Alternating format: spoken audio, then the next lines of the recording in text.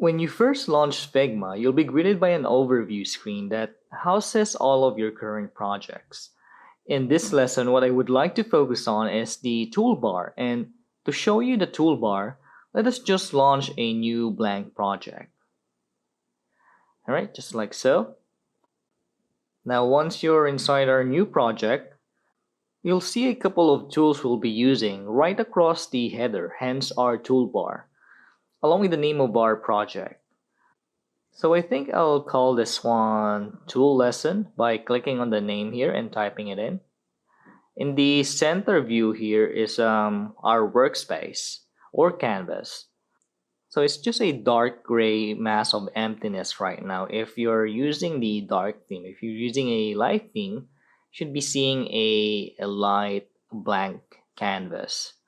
So let's stick something in there. The first thing I'd like to think around with this are the basic of a mobile application design. So first we'll need to create a space for our design to live. So Figma calls those frames. So it's just right here. We'll tap on the square grid icon up in the header. And immediately on the right side, you will see the properties panel. Whenever an object is selected, any information about that object will be placed inside this properties panel. And frames are like a digital canvas where our designs will live. Frames can be any size depending on what you need it for. And Figma is nice enough to give us a bunch of preset frame sizes that will help us get started a bit more quickly. So if you're designing a website, you can use one of these preset desktop sizes. But in our case, we're designing for mobile phones, so let's see what Figma has to offer here. So they've got a few iPhone preset sizes and some Android ones as well. So I'm an Android user, so I'll go with the generic Android size here, which is 360 pixels wide and 640 pixels tall. So tapping that will immediately give me a new frame on my canvas with a predefined size. You can also define your custom frame size. If I select the frame tool again, F is the keyboard shortcut, I can just click here and drag that out, and you can see a blue outline with a value underneath it showing, letting us know that that's the size will be. So once you're okay with that, just let go and the new frame size is created. Now let me just go ahead and undo that by pressing Ctrl or Command Z. Alright, now let's create a few basic shapes within our frame. Back up in the toolbar, tap the arrow next to the box icon to see a short list of types of shapes. And we've got a rectangle, a line, an arrow, an ellipse, and polygon. So the polygon is a shape of any number of size we want, a star, and the option to import an image. Figma allows us to import both vector and raster images, just like we talked about earlier. For now, I'll just collapse this list and just press down R for rectangle. So exactly as before, when we drew the frame directly on the canvas, we can do the same here with the rectangle. So just click and drag to start drawing. And once you're okay with the size, just let go of the mouse.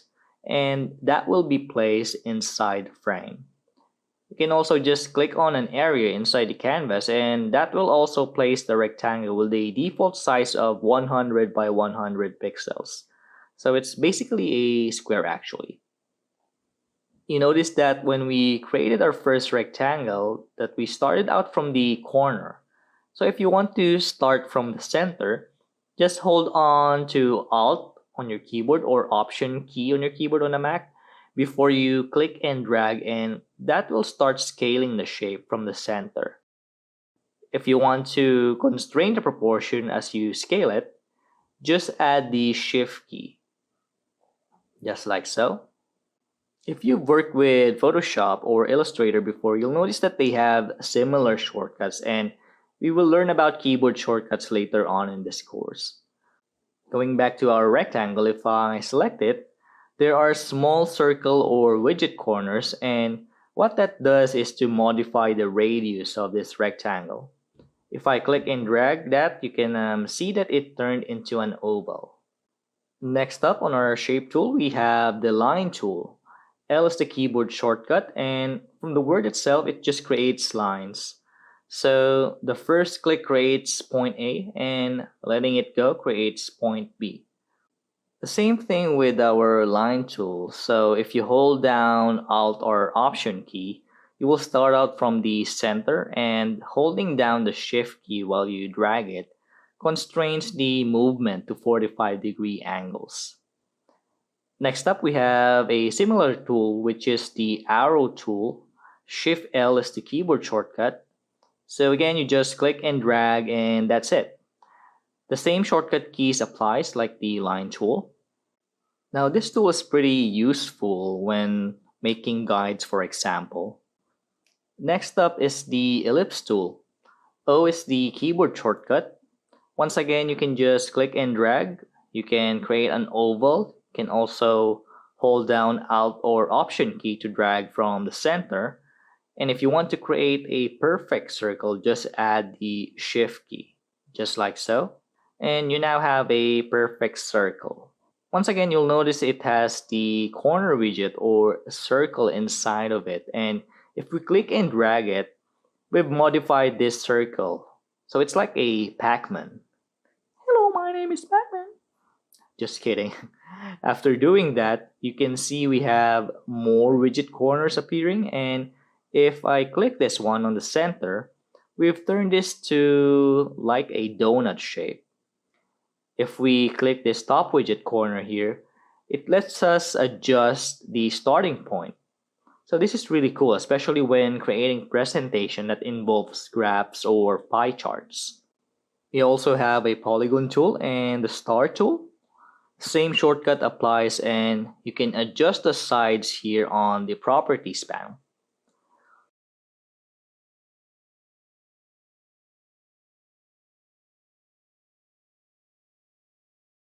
Awesome. Finally, we have the place image. Again, Control Shift K or Command Shift K on a Mac is the keyboard shortcut. And what that does is it lets you place an image on your canvas by either clicking and dragging it. And you can see that happening now. Or I can just click one of these shapes and it will fit that image inside of that shape. All right, let me just go ahead and delete all of this shape. Now, besides the shape tool, there is a tool that you will commonly use when working inside a program, and it's called the pen tool. P is the keyboard shortcut. So it's actually easy to use. You'll just have to create anchor points like this. And to close it, just hover on your starting point, and you will see a shaded circle beside your cursor, indicating that you will close it. And that will form a shape. In this case, we've formed a rectangle.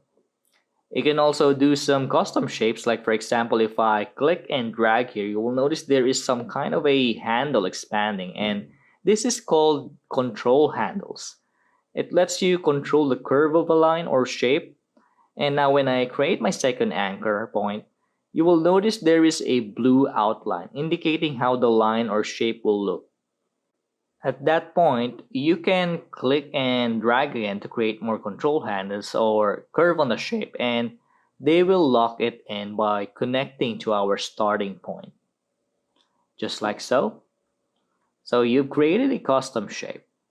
If you want to modify the control handles after the fact, you can just select your Move tool, V is the keyboard shortcut, and just click on the anchor point that you want to modify. And when you do that, you will see the control handles again. Like I said earlier, it's an easy tool to use, but it may take some time to master.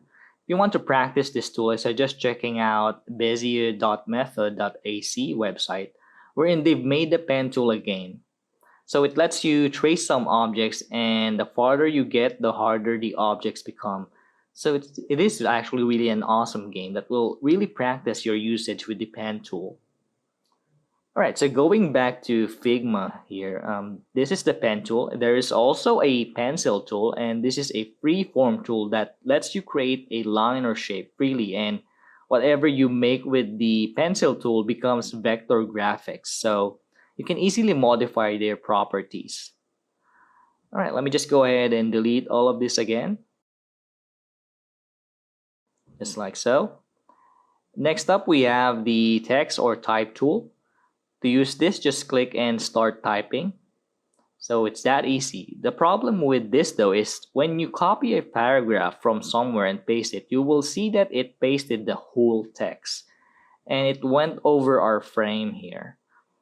And this is because this type of text is a point type and it does not have any width restriction. So whenever I create a type, what I normally do is to click and drag to create an area type.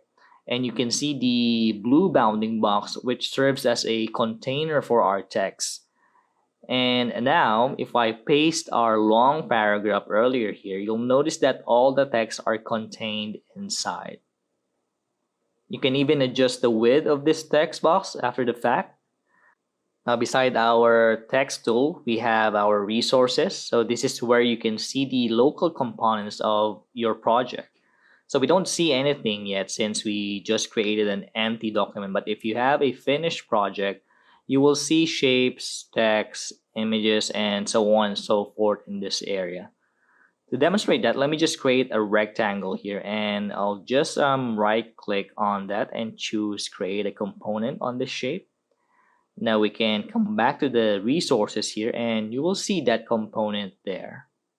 So from here, you can just drag it to any page or area within your project. Within the resource tool, you will also have plugins. Plugins are like add-ons to customize or add additions on your design. You can see we have icons, text changers, art gallery, and so on. You also have widgets that gives you additional functionalities on your design. And as you work along your projects, you will develop a lot of pages. And to easily pan on other areas, you can use the hand tool. Here you'll notice the cursor change to a hand. And from that point, you can just click and drag to pan around the canvas. Now, lastly, you can also add comments. All you have to do is just click here on the frame or page and type in your comment, just like so. And that will appear here on the comment section. So this is really handy when working on a lot of pages while collaborating with other designers or while sharing it to your clients, as they can add comments to your design. And if you click this check mark with a circle here, it will mark that comment as resolved. And what will that do is just remove it from the comment section. You can also mark it as unread if it's not meant for you. Otherwise, you can edit or delete it. So that's the toolbar panel. Everything that you need to create an awesome design all in one central place, easy to access and ready to use.